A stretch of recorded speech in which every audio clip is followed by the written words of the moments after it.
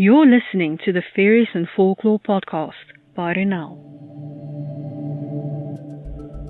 I'm dark fantasy author Ronel Janse van Vuuren. With over a decade of digging around in dusty folklore books, researching creatures of imagination that ignited my curiosity, I'm here to share the folklore in a nutshell and how I reimagine it for my writing in an origin of the Fae. This is the Faeries and Folklore podcast. Hi, I'm your host Ronel Janse van Vuuren. You can just call me Ronel. In today's episode, we're continuing our exploration of the Fae realm. This episode is brought to you by my Irascible Immortals book series. They've been alive forever. They've been bored for some time. And now they're showing it. Go to ronelthemythmaker.com/my-books/the Irascible Immortals series to learn more. The hosting of this podcast is paid for by my book sales, but you can sponsor my time in creating this podcast by buying me a coffee. Go to buymeacoffee.com/Ronel to support me. This can be a recurring or once-off deal. You can always buy the podcast as audiobooks to help with the hosting. Go to payep.com/Ronel Janse van Vuuren/collection/Faeries and Folklore podcast audiobooks to support me.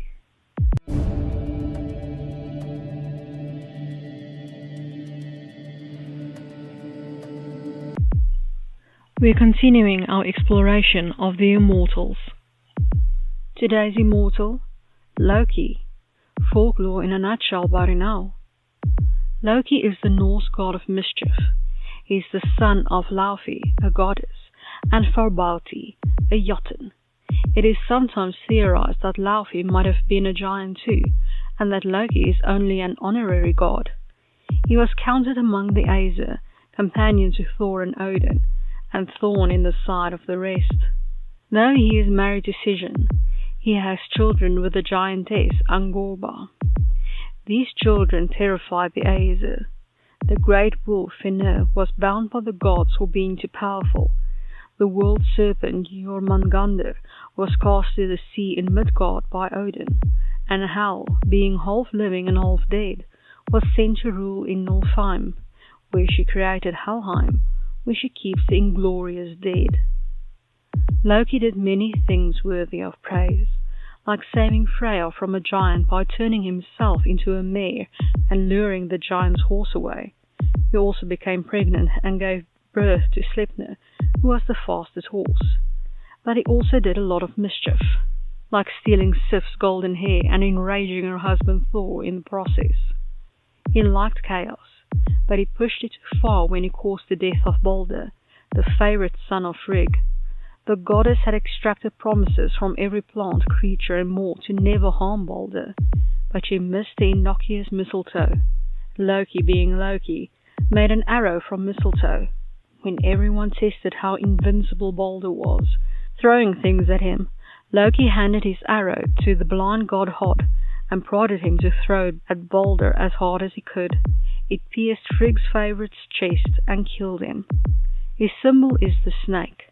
He is a shape-shifting god who uses this power to get out of tricky situations.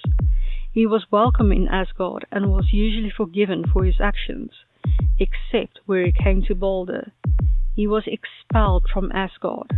His son Nari or Nafi by Sigyn was killed by Odin's son Vali, and his entrails were used to bind Loki to a rock in a cave. Skadi placed a venomous snake above his head, which drips venom on his face. His wife, Sigyn, stays by his side and catches the venom in a bowl. Whenever she has to empty the bowl, the venom drips on Loki's face and burns him, causing him to convulse in pain. The tremor is also bad, it causes earthquakes. It is foretold that Loki will break free from his bonds and fight against the gods during Ragnarok. And now for my interpretation of the Fae, in an origin of the Fae, Loki. Anyone can make a mistake, and Loki did it when he caused the death of Balder. But he has resented the gods for killing his son and using his entrails to tie him up. Adding insult to injury, they used his sacred symbol, a snake, to punish him even further. His wife had stayed by his side. He's not even sure why. He had given her ample reasons over time to leave him. Though, as shown when Apollo moves in with him, Scission and the snake had run off together, leaving him alone with his thoughts. He has the power to shapeshift, project himself into different realms, seeming to be there in the flesh, and to communicate through dreams. He has been able to let his consciousness roam long before he was able to project himself. He's a trickster, neither good nor bad. He enjoys pushing boundaries, challenge conventions, and being incorrigible. He was a catalyst in mythology and continues to be one in modern times. I hope that you've enjoyed this episode of the Faeries and Folklore podcast and that you've learned something new about fairy. Remember that you can get a transcript of this episode in the description.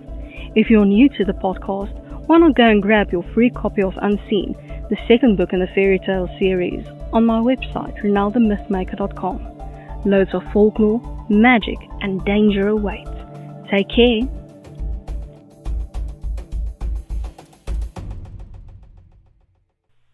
Subscribe for books and folklore.